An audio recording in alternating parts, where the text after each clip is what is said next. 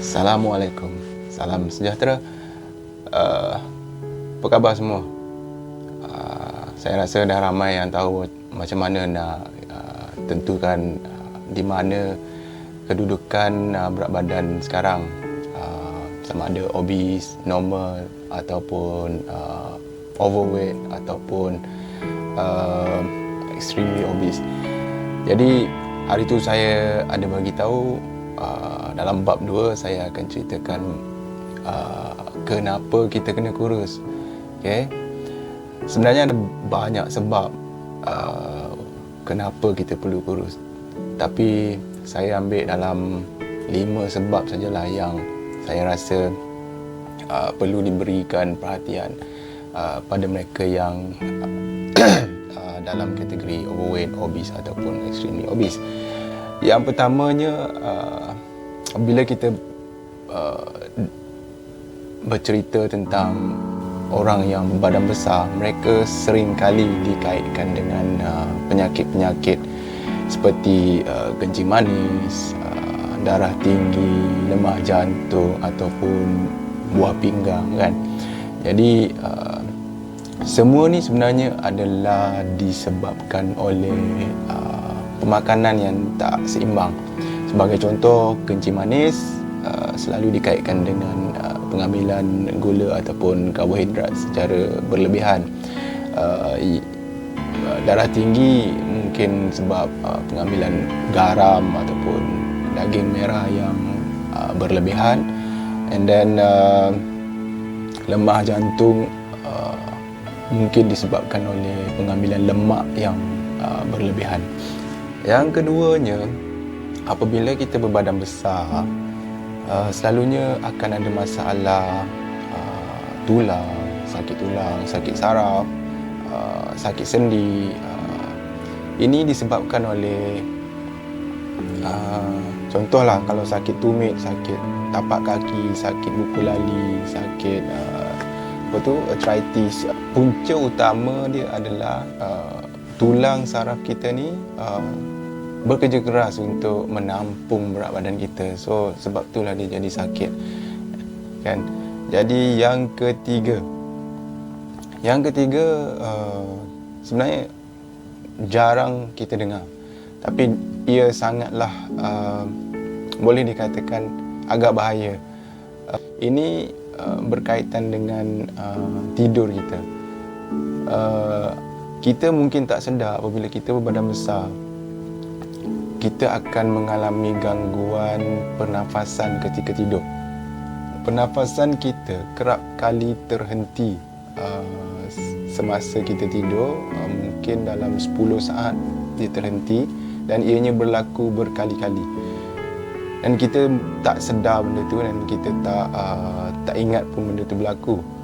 Ni dipanggil sleep apnea. Ia berlaku kerana ada saraf dekat belakang kerongkong kita, dia tidak menghantar signal kepada otak untuk terus bernafas. Bahaya kan?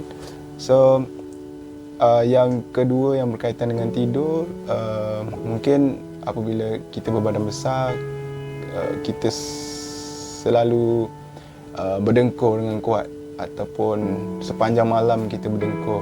Ini boleh mengganggu hubungan kita dengan pasangan kita kalau kita dah berpasangan, ataupun kita masih bujang, tinggal rumah bujang pun, ia adalah satu benda yang mengganggu rakan serumah kita.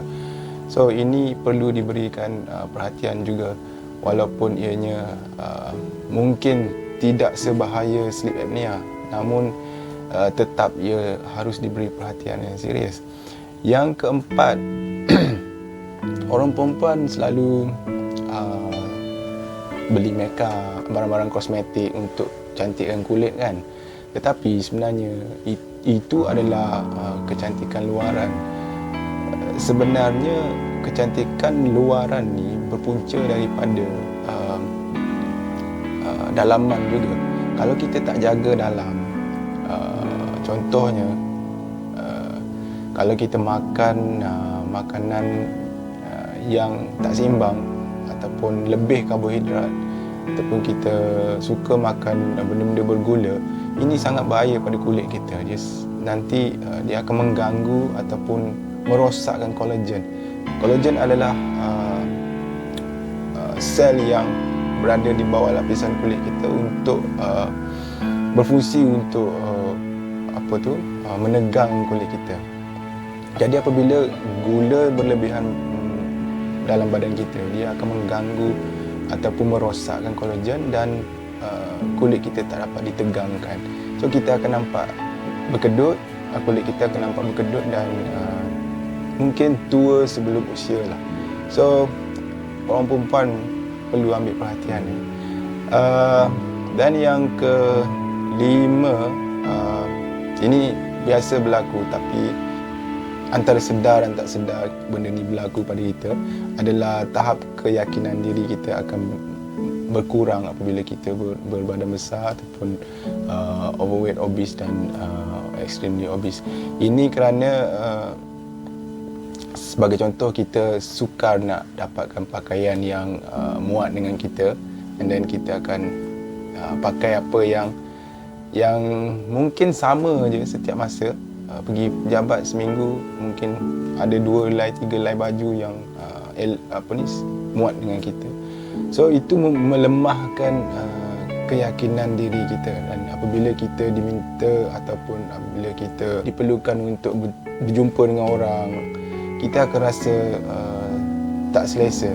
And then apabila kita badan besar juga, kita kuat berpeluh, dan itu membuatkan kita jadi tak selesa. So saya rasa 5 sebab ni bolehlah kita ambil sebagai sebab utama kenapa kita perlu kurus. Dan untuk tahu lebih mendalam lagi tentang apa benda yang saya ceritakan tadi, dapatkan nasihat daripada doktor supaya lebih jelas apakah kita perlu kurus. Dalam bab yang lepas, saya ada ceritakan tentang macam mana kita nak tahu kedudukan berat badan kita dan macam mana nak kira BMI.